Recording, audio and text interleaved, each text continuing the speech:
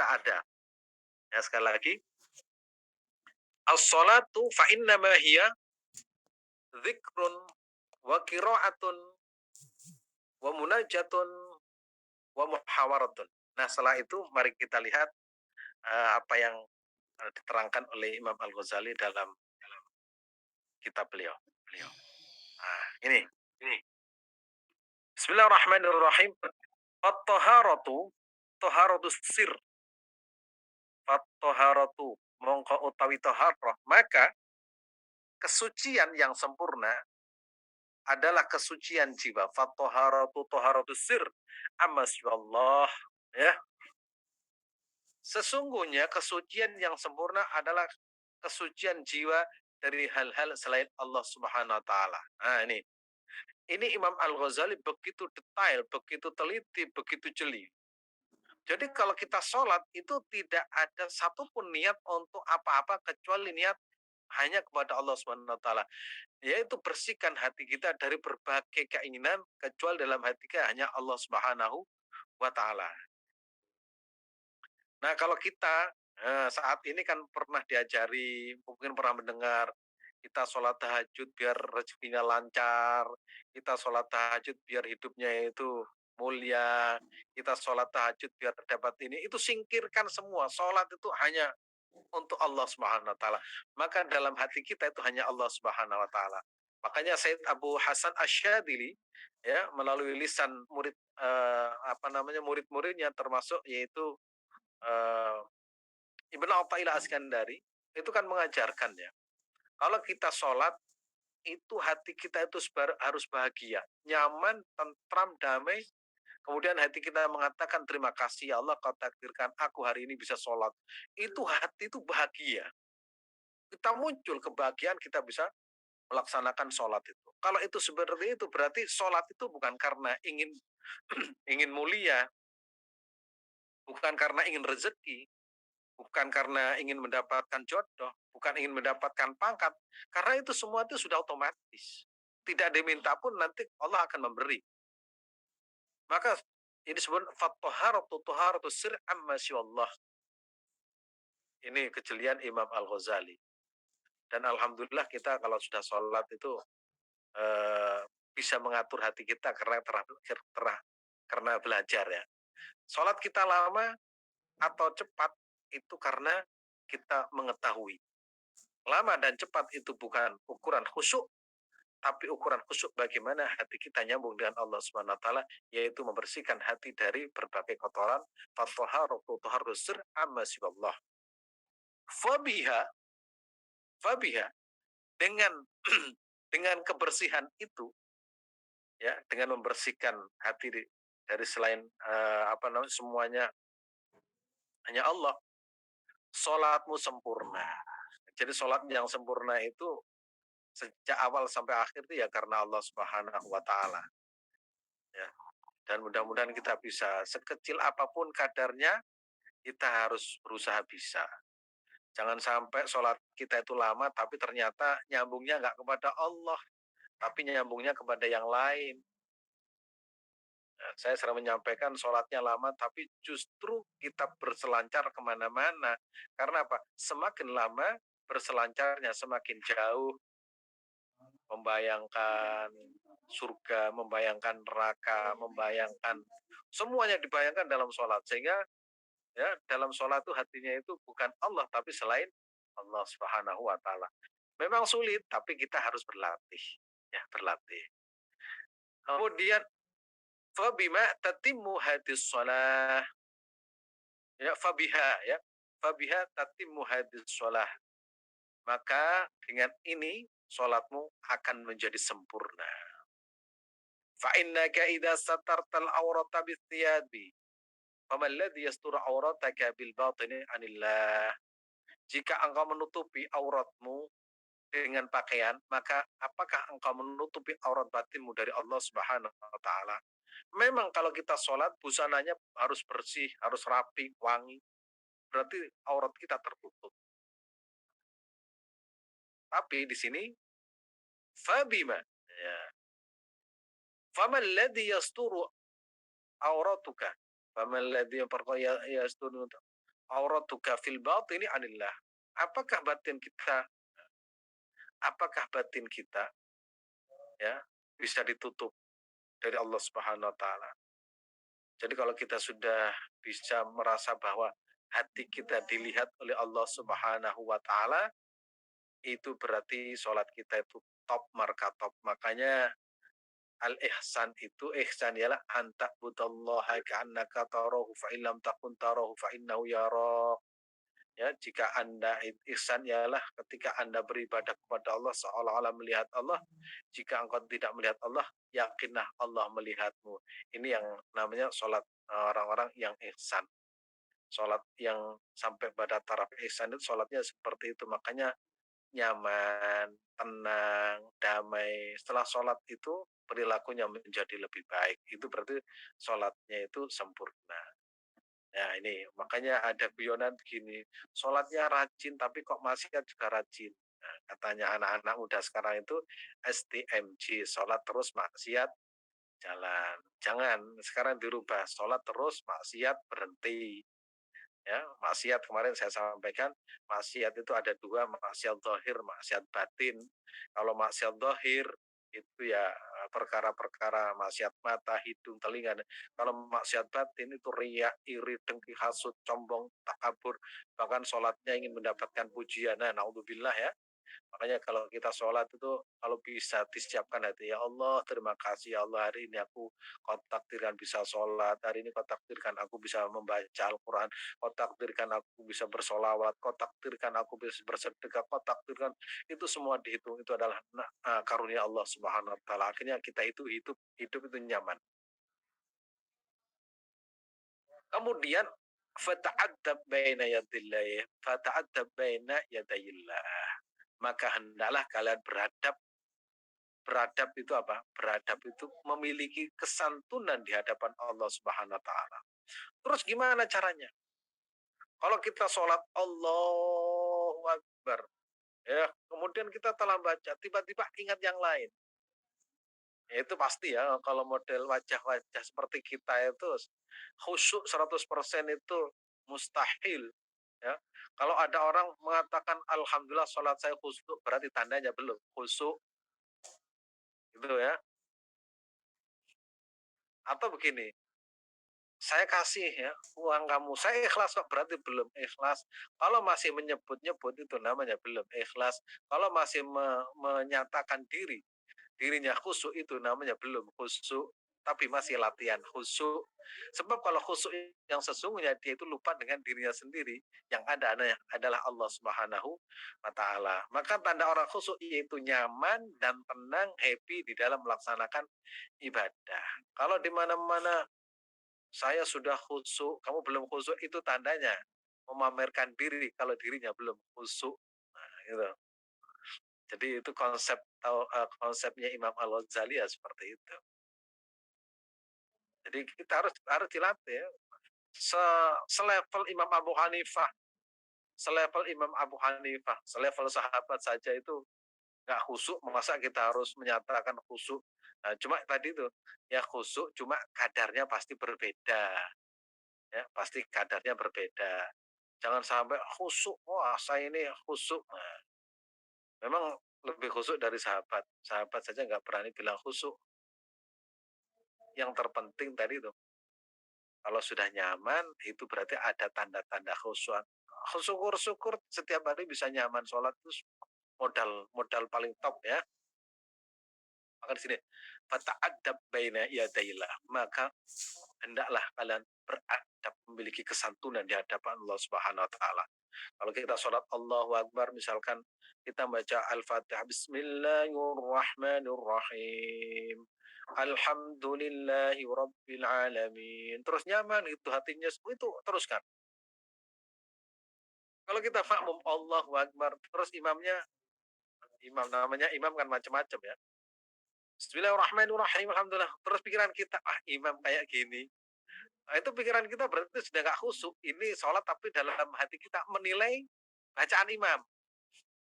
Jadi sejak awal sampai akhir itu menilai, mengevaluasi imamnya. Wah ini, tanyakan pada kita sendiri apakah itu sudah khusyuk apa belum. Allahu Akbar, langsung imam, imam ini pakaiannya kok begini jadi imam. Itu berarti sholat sambil mengevaluasi, itu namanya fisiknya khusyuk tapi batinnya kemana-mana. Tapi lumayan, karena ya kita bisa melaksanakan sholat. Jangan sampai begini, itu dalam kitab Al-Hikam diajarkan. La tatruk jangan sekali-kali meninggalkan zikir, walaupun kita itu belum khusyuk. Sebab bisa jadi ada salah satu zikir yang kita baca itu diterima oleh Allah Subhanahu wa taala. Minimal lisan kita mewakili tubuh kita itu mengingat Allah Subhanahu wa taala. Jadi jangan sampai kemudian saya ini sholatnya nggak bisa khusyuk, udah nggak usah sholat sekalian deh, percuma. Nah, itu namanya putus asa dan itu dilarang, ya dilarang. Makanya kalau belum bisa khusyuk minimal bisa berangkat ke masjid, alhamdulillah. Gitu. Minimal bisa berangkat ke masjid berjamaah, minimal bisa sholat, minimal semuanya bisa dikerjakan. Bisa jadi di antara sholat kita, bacaan kita itu ada yang nyambung dengan Allah Subhanahu wa taala dan akhirnya menjadi amal yang tak terhingga di sisi Allah Subhanahu wa taala. Sedangkan yang lain ya sudah pokoknya nggak bisa dihitung. Apalagi zaman sekarang, sholatnya kelihatannya lama, ternyata itu sedang merenung. Allahu Akbar, ya Allah, hidup kok susah amat, utang belum kelar, sudah ada tagihan lagi. Sami Allah liman hamidah. Memang lisan kita baca, Rabbana lakal hamdu. Iya, kok kemarin itu ada tamu katanya mau ngasih utang tapi kok nggak jadi. Rabbana lakal hamdu. Iya, tetangga saya itu kok begini. Jadi mulai awal sampai akhir itu kita itu ya lama memang, tapi sedang hati kita mengevaluasi yang lain. Tapi jangan berhenti, kemudian putus asa, itu dosa. Teruskan, siapa tahu nanti Allah memberikan maunah pertolongan, kita diberikan kenyamanan dalam sholat, akhirnya menjadi khusyuk yang sesungguhnya. Khusyuk yang sesungguhnya, makanya perlu latihan ya, perlu latihan. Nah, mudah-mudahan Allah senantiasa memberikan pertolongan kepada kita. Kita lanjutkan.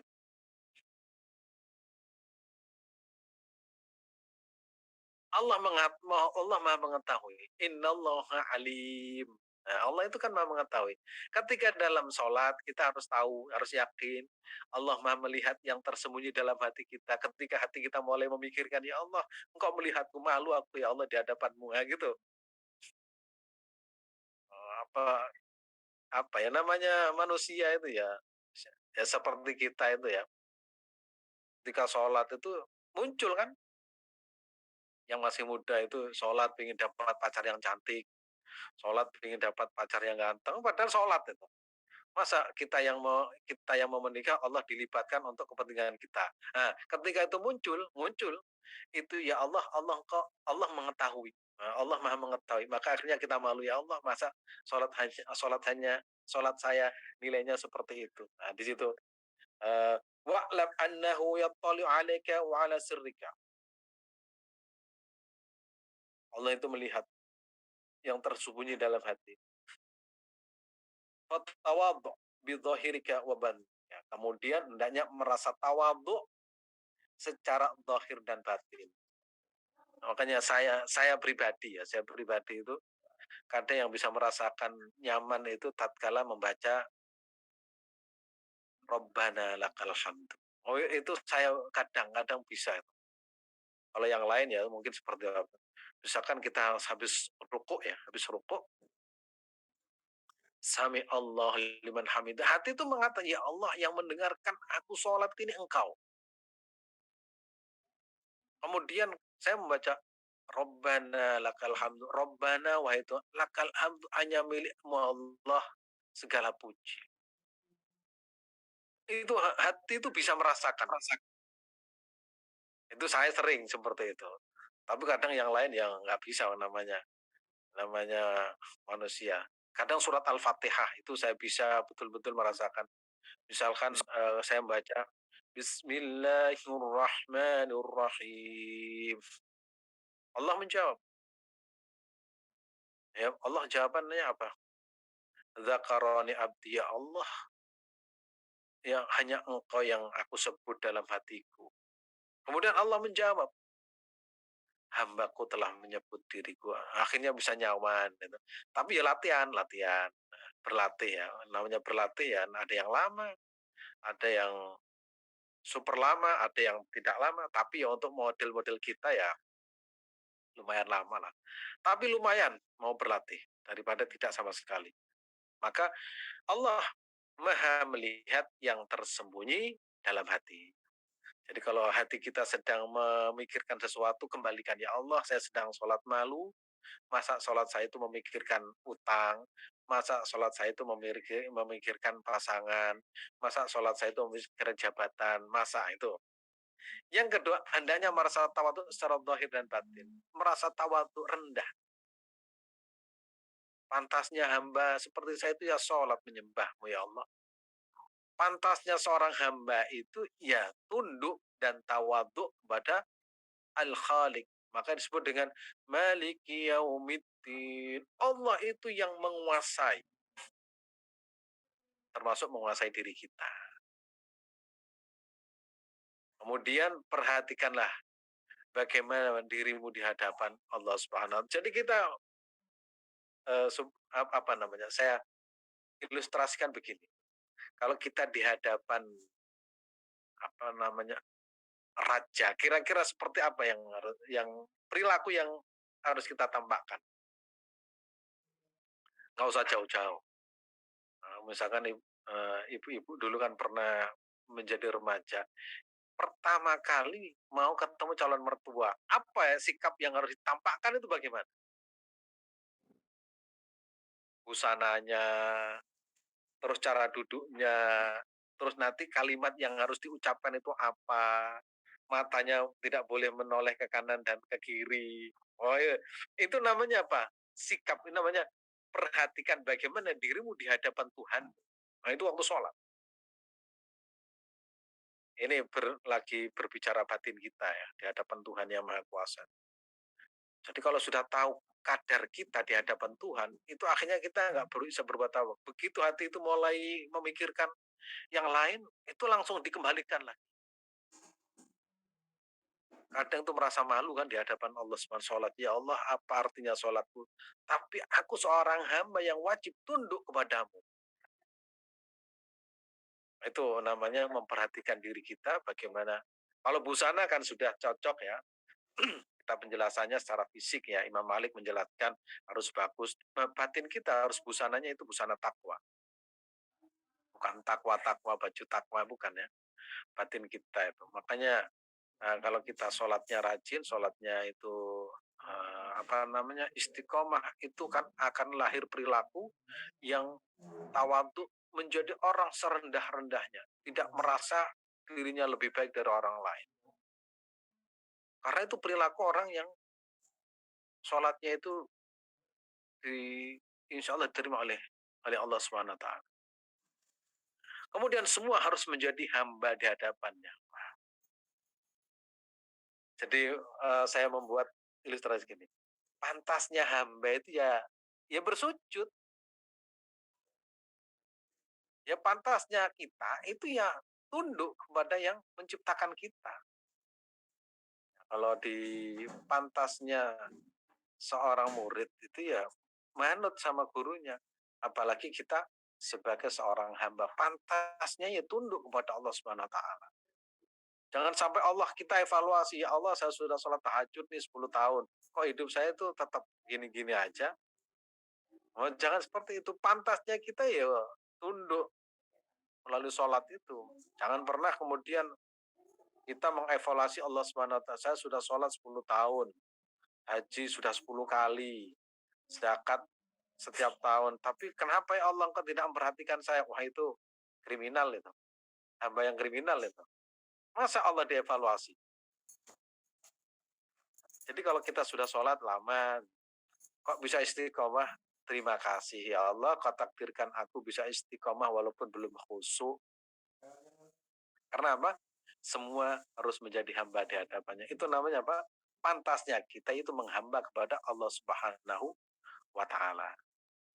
Terus jangan menjadi pembohong ketika mengatakan Inni wajahtu wajahya, ini sesungguhnya aku, wajahtu telah menghadapkan wajahku, wajahya. Nah, misalkan Bapak Ibu di hadapan suaminya, atau suami di hadapan hanya engkau yang ada di hati, tapi hatinya itu sedang mengingat yang lain. Gimana rasanya? Itu kan namanya membohongi.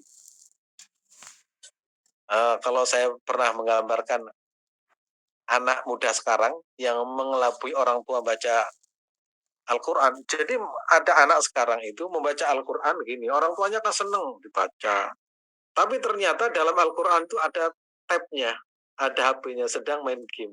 Orang tua itu senengnya minta ampun, ya Allah, anakku baca Al-Quran tiap hari. Ternyata di dalam Al-Qurannya itu isinya itu tab sedang main game, sedang chat dengan teman-temannya. Tapi orang tuanya hanya melihat ininya, covernya itu adalah Al-Quran. Coba kalau orang tua kita tahu, kurang ajar, ternyata selama ini gitu kan. Sama dengan kita sholat, mengatakan, ini ya Allah sesungguhnya aku, wajahku telah menghadapkan lahir dan batin kepada dirimu. Tapi pikiran kita kemana-mana, itu namanya pendusta. Nah, pendusta. Makanya perlu latihan, perlu latihan. Perlu latihan. Sekali lagi, khusuk itu sangat sulit, tapi jangan sampai kita putus asa. Kadar kita dengan yang lain itu pasti berbeda.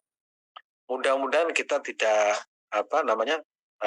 tidak berhenti di dalam belajar. Walaupun hanya 2%, 3%, ya, tapi ada, ya, tapi ada.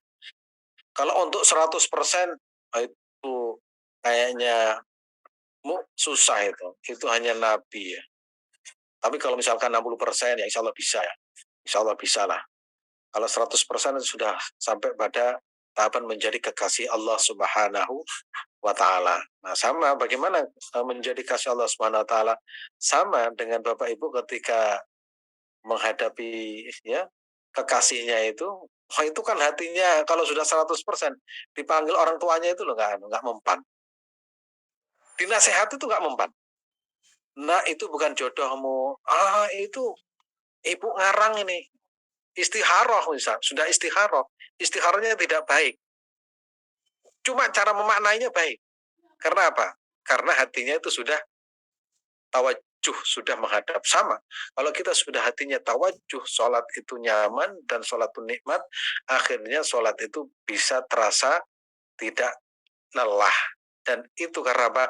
Ini wajahtu. Ini sesungguhnya aku wajah telah menghadapkan wajahku kepada engkau ya Allah. Nah, mudah-mudahan kita senantiasa dapat pertolongan Allah Subhanahu wa Ta'ala. Kita lanjutkan.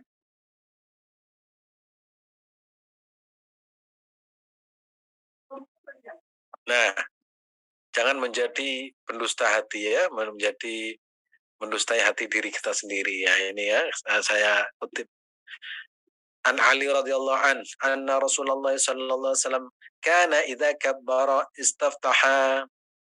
Ya, dari Ali bin Abi Thalib bahwasanya Rasulullah SAW apabila telah melakukan takbiratul ihram membuka salatnya dengan bacaan doa iftitah, yaitu dalam firman Allah Subhanahu wa taala, wajjahtu wajhiya lilladzi fataras samawati wal ard hanifan wa ma ana minal musyrikin. Inna salati wa nusuki wa mahyaya wa mamati lillahi rabbil alamin. La syarika lahu wa bidzalika umirtu wa ana awwalul muslimin. Nah, ini hadis ya. Kemudian para ulama tidak menggunakan wa ana awwalul muslimin, wa inni umirtu wa ana minal muslimin. Nah, itu penjelasan para ulama. Nah, sesungguhnya aku menghadapkan diri kepada Tuhan yang menciptakan langit dan bumi dengan cenderung kepada agama yang benar, dan aku bukanlah termasuk orang-orang yang mempersekutukan Tuhan. Dan firman Allah, sungguhnya Sesungguhnya sholatku, ibadahku, hidupku, dan matiku hanyalah untuk Allah Subhanahu wa Ta'ala, Tuhan semesta alam. Nah, Bapak Ibu yang dirahmati Allah Subhanahu wa Ta'ala, status doa iftitah itu kan pernah saya ajarkan dalam sholat. Statusnya itu kan sunnah ya. Sunnah itu artinya jika dikerjakan mendapatkan pahala, jika tidak dikerjakan tidak berdosa. Tetapi walaupun sunnah itu hendaknya dibaca biar apa? Biar kita bisa merasakan maknanya. Minimal minimal kalimat ini. Ini wajahku ya Allah, sesungguhnya wajahku. Aku menghadapkan wajahmu kepada engkau. Itu terasa, aku sedang sholat ya Allah. Aku sedang menghadap diriku kepada engkau ya Allah. Itu ada rasa. Nah, rasa itu kita hadirkan, itu yang namanya khusyuk. Cuma kadarnya 1 menit atau setengah menit. Gimana 1 menit dong sholatnya 1 menit? Nah, tapi ada kadar itu ada. Nah, dan saya sendiri yang sering bisa merasakan ini, inna sholati Allah, ini sholatku, wa nusuki, dan ini ibadahku, wa mahyaya, dan ini hidupku, wa mamati, dan ini hidupku, lillahi, hanya untuk Allah. Jadi sholat akhirnya tidak untuk siapa-siapa. Tapi kadang muncul lagi, ya, apalagi kalau banyak tagihan itu sholatnya itu semakin lama gitu. Kadang nggak pernah ke masjid, itu kelihatan ke masjid. Alhamdulillah ke masjid. Wah, nah itu kalau ada orang nggak pernah ke masjid, kok ke masjid, oh itu ada masalah itu. Bisa jadi karena utangnya banyak, nggak ada jalan lain, atau menghindari tagihan di rumah, atau menghindari amukan istri. Nah, itu jadi seperti itu ya. Tapi insya Allah kita tidak, karena kita sudah belajar. Dan jangan sampai kita mendustai hati kita. Ketika kita ucap, inna sholati ya Allah, inilah sholatku, inna sholati wa nusuki, dan inilah ibadahku, wa mahyaya, ini hidupku, aku hidup ya Allah, Kau yang memberikan aku hidup, aku bisa seperti ini karena pertolonganmu, aku bisa hidup, aku bisa bersujud, bisa rukuk, bisa membaca, ini sholatku ya Allah, ini hidupku, dan wa mamati, pasti aku mati, lillahi rabbil alamin, hanya untuk Allah Subhanahu wa Ta'ala. Kemudian la syarikalah, tidak ada sekutu bagimu ya Allah, wa bidzalika, nah, oleh karena itu umirtu, aku perintah, wa ana minal muslimin. Nah, coba ini dilatih berulang-ulang, insya Allah sholat kita itu betul-betul bisa dirasakan. Dan mudah-mudahan atas pertolongan Allah Subhanahu wa Ta'ala kita bisa merasakan ya kenyamanan dalam sholat. Kalau sudah seperti itu, insya Allah ya, insya Allah wajah kita akan bercahaya di hadapan Allah Subhanahu Wa Taala, dan kita akan gampang bersujud di hadapan Allah Subhanahu Wa Taala. Karena ketika kita menghadap Allah Subhanahu Wa Taala, kita akan diketahui sujud kita benar karena Allah, sholat kita benar karena Allah, itu nanti dites. Apa dalam Al-Quran tuh?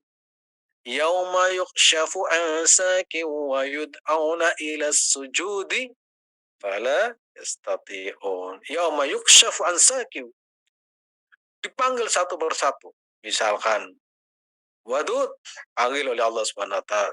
Usjud, tercengkang, nggak bisa. Karena apa? Di dunia nggak pernah sujud. Walaupun sujud bukan karena Allah tapi karena yang lain. Dipanggil usjud. Sehingga bos pokoknya sujud ya. Hidup kita itu untuk bersujud. Wasjud waqtarib, sujudlah, pasti engkau akan dekat. Jadi pelajaran sholat itu nggak akan ada henti-hentinya, nggak akan ada berhentinya, karena yang menjadi tanda kita patuh dan taat, tanda kita total tunduk kepada Allah SWT adalah sujud kita. Yauma yukshafu an sakin wa yud'auna ila sujudi fala yastati'un. Insyaallah kita adalah orang-orang yang di hadapan Tuhan bisa bersujud kepada Allah Subhanahu wa taala, dan Nabi itu akhirnya mengenali ini hambaku yang bersujud dari mana? Simahum fi wujuhihim min atharis sujud. Simahum fi wujuhihim min atharis sujud. Ada wajah-wajah yang punya cahaya karena di dunia senantiasa bersujud tadi wajjahtu wajhiya lilladzi fatara samawati wal arda hanifan wa ma ana minal musyrikin inna salati wa nusuki wa mahyaya lillahi rabbil alamin la syarika lahu wa bidzalika umirtu wa ana minal muslimin. Terakhir kita buka yang terakhir renungan. Fanzur fala yanbaghi an yakuna hadha kadiban fayakunu sababu halakika. Fanzur maka renungkanlah, perhatikanlah, lihatlah. Fala yanbaghi an yakuna hadha kadiban fayakunu sababu halakika. Maka tidaklah elok menjadi orang yang bohong, maka menjadi sebab kerusakan dirimu. Nah, ya, ini saya pribadi juga berusaha. Kita sudah khatam kitab Al-Hikam. Begitu kita sholat, pertama kali yang kita rasakan kemarin juga hati kita bahagia, senang. Ketika masuk sholat, Nabi mengajarkan ya dengan kata-kata yang sangat indah dan bijaksana, arihna ya Bilal. Bilal buat saya itu senang bahagia. Karena apa? Menjelang waktu masuk sholat, hati kita itu berbunga-bunga karena waktunya adzan sudah tiba. Itu berarti tanda hati kita itu nyambung dengan Allah Subhanahu wa Ta'ala. Kalau kita ya, 4 hal, zikir, bacaan, kemudian munajat, kemudian dialog itu muncul, maka setiap zikir itu nyambung, setiap bacaan nyambung, hajat dalam ruku dan sujud itu kita nyambung dengan Allah Subhanahu wa Ta'ala, dan semuanya kita berusaha bisa nyambung, dan insya Allah kita bukan termasuk orang yang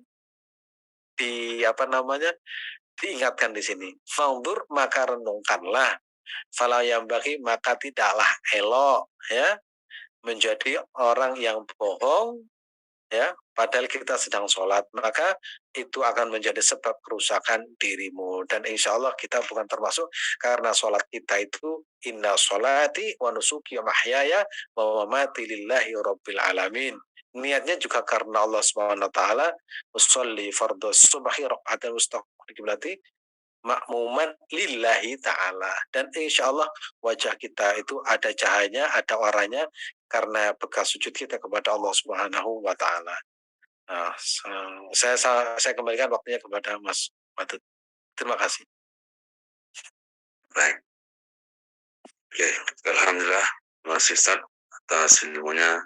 Artinya Bapak Ibu setelah kita memahami, mudah-mudahan ya nanti dan seterusnya mulai belajar bagaimana supaya kita itu menjadi orang yang bisa fokus sekali ibadah kita itu tidak berselancar kemana-mana, tapi memang selancarnya hanya kepada Allah Subhanahu wa Ta'ala, sehingga ketika sholat tidak ada istilah kita itu tidak khusyuk, walaupun memang manusia itu tidak lepas dari hati yang bercabang kemana-mana, tapi dengan berlatih maka insya Allah khusyuk itu akan tumbuh dengan sendirinya, dengan berproses tentunya. Makanya kita belajar, mudah-mudahan kedepannya terus nanti diberikan keistiqomahan oleh Allah Subhanahu wa Ta'ala. Baik, di sini saya membacakan beberapa pertanyaan Ustaz. Di sini kita coba, pertama adalah bagaimana Ustaz agar kita bisa merasakan kalau sholat itu adalah suatu kebutuhan, bukan hanya sekedar memenuhi kewajiban, Ustaz.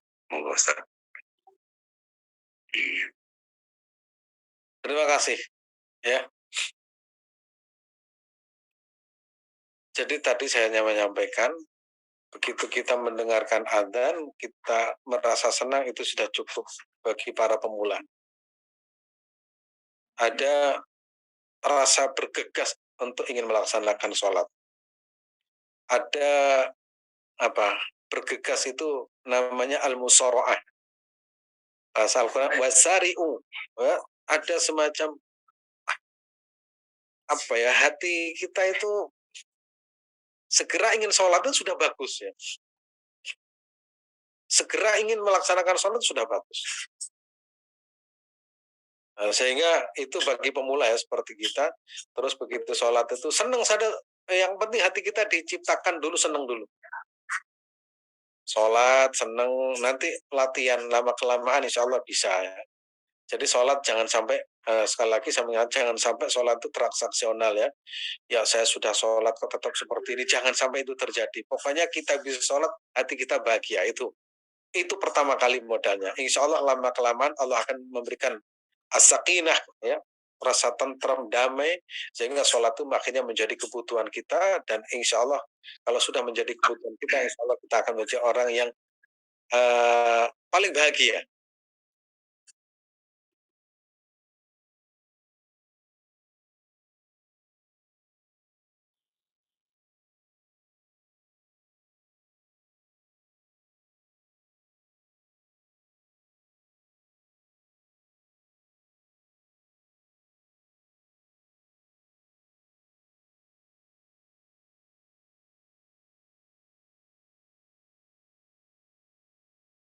Silakan Mas Fatut.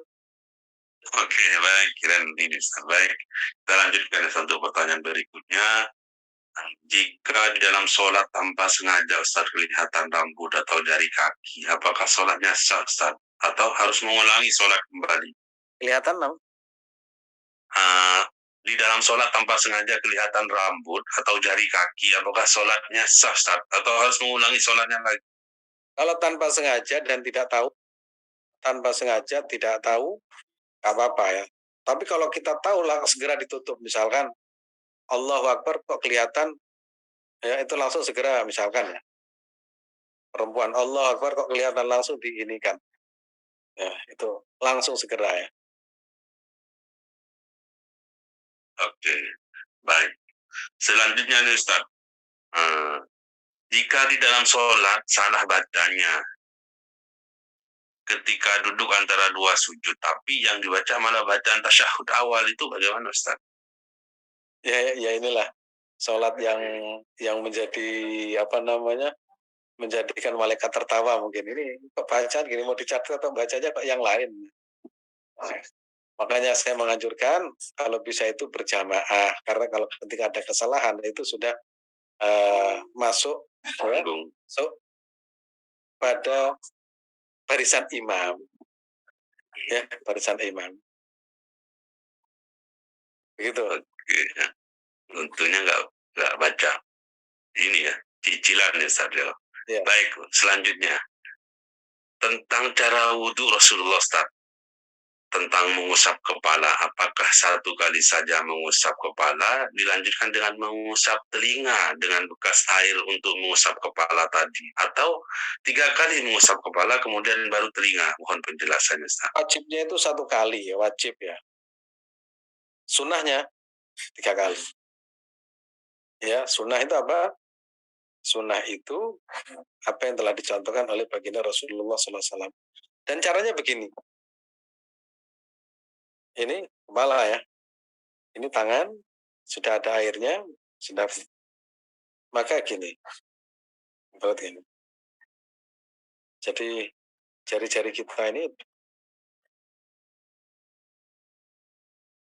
terus kembali lagi ke depan. Sudah cukup. Kalau ingin ikut sunnah Nabi Muhammad, 3 kali. Nah, itu ya. Kalau telinga tidak wajib. Ya, telinga tidak wajib. Kalaupun Bapak Ibu melakukan, dapat pahala, kalaupun tidak melakukan tetap sah wudunya. Gitu. Baik. Jelas ya Bapak Ibu ya. Yang selalu jadi pertanyaan nih kadang. Telinga itu wajib apa tidak? Oke, baik. Selanjutnya Ustaz, bagaimana caranya agar rasa takut kepada Allah berubah menjadi rasa cinta Ustaz? Sebenarnya makna takut dalam kajian ilmu Al-Hikam itu sudah di dalamnya ada cinta. Nah, ya. Perhatikan, makna takut dalam kajian kitab Al-Hikam di dalamnya itu ada cinta. Sebab kalau kita takut kepada Allah itu langsung mendekat. Nah, ya. Makna takut ya itu berbeda dengan makna takut kepada Allah itu berbeda dengan makna takut dengan yang lain. Misalkan Bapak Ibu takut dengan tagihan utang, itu pasti menjauh. Tapi kalau takut kepada Allah mendekat, nah orang mendekat itu tandanya ada cinta di dalam hatinya. Nah, itu jadi kalau Bapak Ibu itu takut kepada Allah berarti di dalamnya otomatis ada cinta. Karena apa? Semakin takut semakin mencintai. Karena apa? Selalu mendekat, mendekat dan mendekat. Semakin takutnya tinggi itu semakin mendekat. Maka tidak ada waktu sedikit pun untuk ingin berjauhan dengan kekasihnya yaitu Allah Subhanahu wa taala. Jadi kalau Bapak Ibu khawatir jauh dengan Allah Subhanahu wa taala, itu berarti rasa khosyahnya itu sangat tinggi, rasa takutnya itu sangat tinggi yang di dalamnya adalah sedang mabuk asmara dengan Allah Subhanahu wa taala. Oke, baik.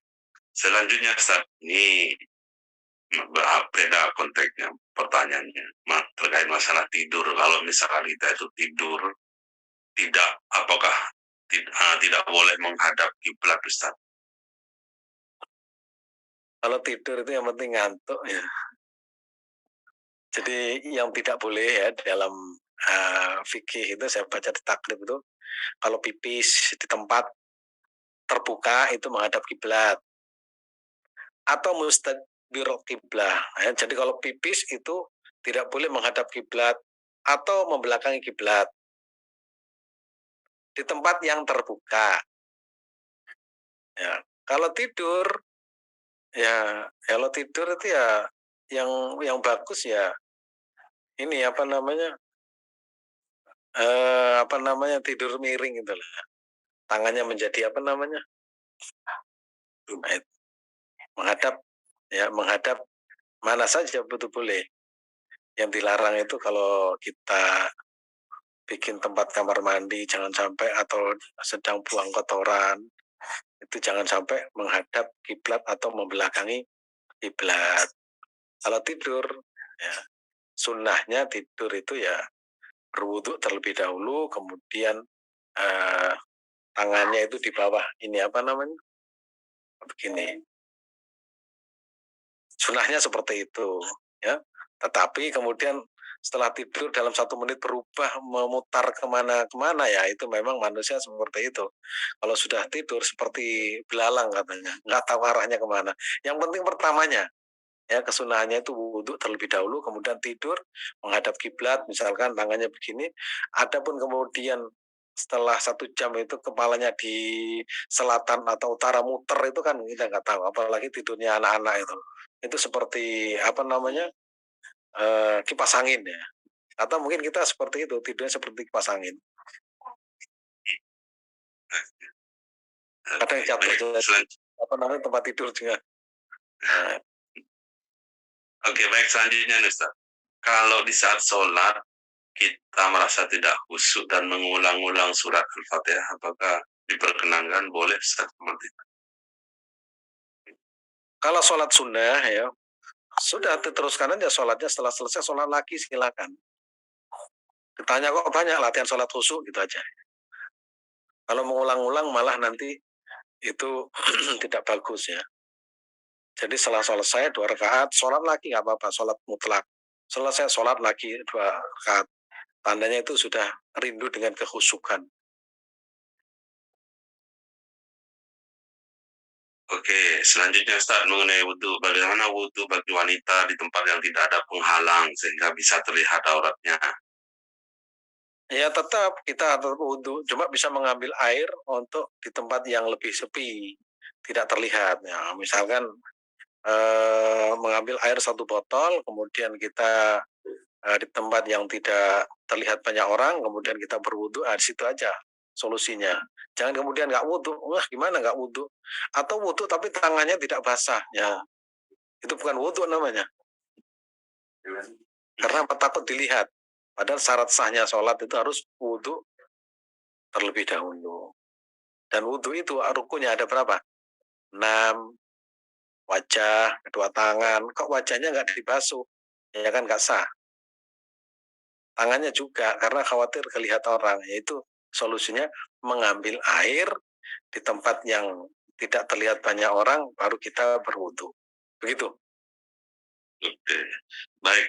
Selanjutnya Ustaz, terkait masalah kalau lupa rokaat itu bagaimana lupa rokaat sholatnya Ustaz? Kalau lupa, kemudian lupa gimana? Lupa kebanyakan Jumlah rokaatnya, Ustaz. jumlahnya kebanyakan atau kurang? Apa beda? Nah, nanti kalau misalkan jumlah rakaatnya, misalkan kalau yakin kurang ya disempurnakan. Ya, kalau lupa misalkan ini kok sholat duhur misalkan, kok lupanya kurang satu ya ditambah.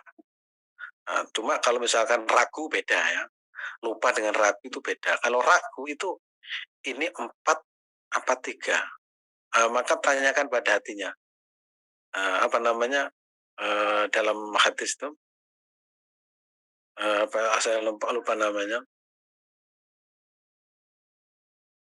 Apa nama, ada satu hadis yang menyatakan itu, kita harus memantapkan pada hati yang kita yakini. Saya lupa teks hadisnya. Itu kalau ragu ya. Kalau lupa kurang ya, tambah itu karena lupa. Beda antara lupa dengan ragu. Jadi pastikan dulu kita termasuk orang yang lupa atau ragu. Ragu itu was-was. Ini 2 atau 3, ini 2 atau 3. Nah, kalau kurang, nah, kalau kemudian ada yang lupa ketika sholat, misalkan sunnah hai'ah ya, dalam madhab syafi'i itu seperti enggak kunut itu dianjurkan atau disunahkan namanya sujud sahwi. Tetapi itu sifatnya sunnah. Tidak sujud sahwi juga tetap sah sholatnya. Begitu Mas Wadud. Oke, baik. Kita ke pertanyaan selanjutnya, Ustaz. Kalau kalau apa ini, bentar, Ustaz. Kalau jenazah, ini saya belum ini. Kalau Belum, jenazah begini. di sini kalau jenazah meletakkannya hadap kemana? Oh, kalau jenazah diletakkannya menghadap kemana, Ustaz? Oke. Jenazah itu eh, apa ini? Ketika menyolati apa memakamkan ini? Tidak ada ini, tidak ada Nah, lebih detail spesifik. itu ya kepalanya di utara, ya kepalanya di utara. Ya tentu saja kalau dibuka itu wajahnya ya ke atas, ya ke atas. Tapi kalau memakamkan itu dihadapkan kiblat, jadi wajahnya dihadapkan kiblat miring nanti. Nah, kemudian ada pertanyaan begini, apakah mensolatkan jenazah itu harus jenazahnya ada di depan kita? Tidak harus, tidak harus. Sholat gaib itu, ya, yang meninggal di Indonesia tapi yang mensolati di Mekah. Berarti kan di belakangnya ya itu. Karena ada salah satu apa namanya raja, ya, Raja Najasyi, ya, dulu namanya Nagius.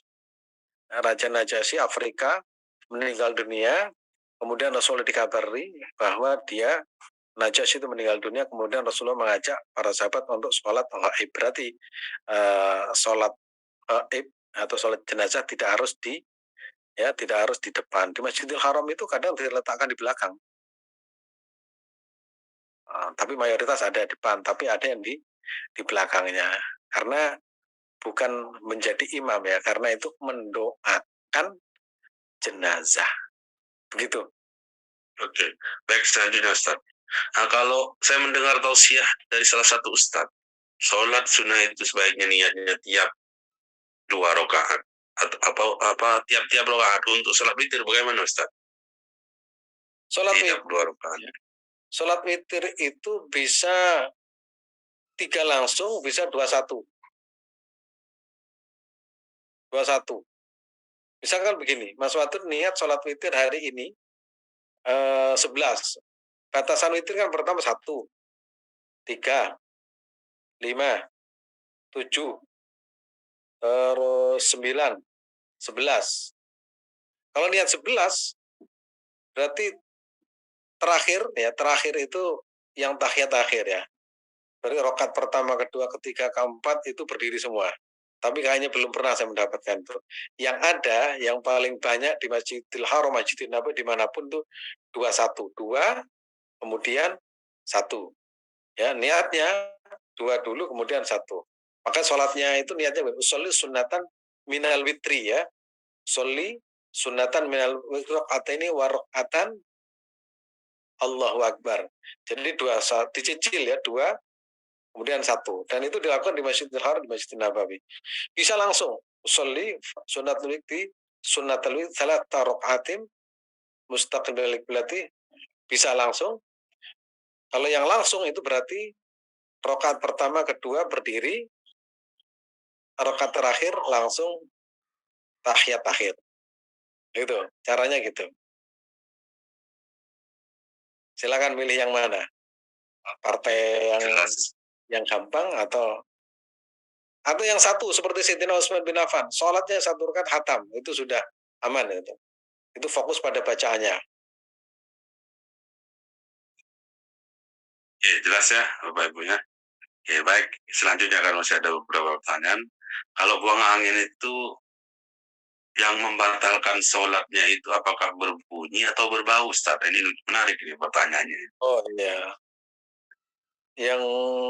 yang kentut bunyi atau tidak berbunyi itu batal. Pokoknya kentut ya, itu batal. Tapi kalau misalkan bunyi kemudian ampasnya keluar itu harus ke kamar mandi itu. Itu bukan batal lagi. Itu harus kamar mandi dibersihkan gitu. Ya Allah. Oke, baik, menarik nih Pak pagi ya pertanyaannya ya. Oke, kita ke pertanyaan selanjutnya nih, Ustaz. Kalau wudunya orang setrum itu bagaimana, Ustaz? Wudhunya orang stroke. Bagaimana? Ya seperti biasa wudhunya. Cuman tentu saja tidak seperti orang yang sempurna ya. Ada kekurangan. Nah, maka wudhunya yang wajib-wajib saja. Jangan sampai memberatkan ya. Kecuali kalau misalkan kena stroke ini, kalau kena air itu bisa parah, maka bisa mengambil tayamum. Wudhu orang stroke seperti apa ya, sama dengan wudhunya orang yang tidak stroke. Seperti tidurnya orang hamil itu gimana Mas Batut? Nah, tidurnya orang hamil itu ya terpejam, sama dengan tidurnya orang sunat itu. Ya sama ya, namanya tidur sama, wudhu itu sama ya. Cuma untuk meringankan yang wajib-wajib saja, yang sunnah itu tidak harus dilakukan gitu. Oke, dua lagi Ustaz ya. Kita singkat padat saja. Uh, Kalau sujud sahwi dilakukan waktu sholat atau sesudah sholat, Ustaz, mohon penjelasannya. Apa? Mulai? Kalau sujud sahwi dilakukan waktu sholat apa sesudah sholat? Sebelum sujud sahwi itu menurut Madzhab dilakukan sebelum salam. Berarti di dalam sholat. Ya, subhana man la yanamu wala yasu. Setelah itu langsung assalamualaikum warahmatullahi wabarakatuh. Walaupun ada ya, mungkin kalau salah itu Imam Malik gitu ya. Dilakukan setelah salam. Tapi kalau kita setelah salam langsung disapa sampai sama sampingnya. Assalamualaikum. Gimana nanti buka puasa apa? Jadi itu aturannya, kalau misalkan setelah salam itu ada madhab yang lain, bukan madhab Syafi'i, itu tidak ada jedanya dengan pembicaraan yang lain. Jangan sampai setelah lupa, kemudian habis belanja, kemudian habis makan habis makan gorengan, harus makan ini, kemudian, oh iya saya belum sujud sahwi, itu lucu nanti. Oke. Oke, baik, terakhir Ustaz, niat yang satu rakaat tadi terkait witir tadi bagaimana Ustaz? Sholli sunatal witir rokatan mustaqbil kiblati. Sendiri biasa ya, sholat seperti itu sendiri, itu bisa dicoba lah. Ya, bisa dicoba. Oke, baik. Alhamdulillah tuntas sudah ya pertanyaannya Bapak Ibu. Mudah-mudahan bermanfaat untuk kita, untuk Bapak Ibu semuanya, mewakili daripada Bapak Ibu yang para yang tidak bertanya juga mudah-mudahan ilmunya juga barokah insya Allah ya. Namun sebelum kita tutup, mari Ustaz kita tutup dengan doa.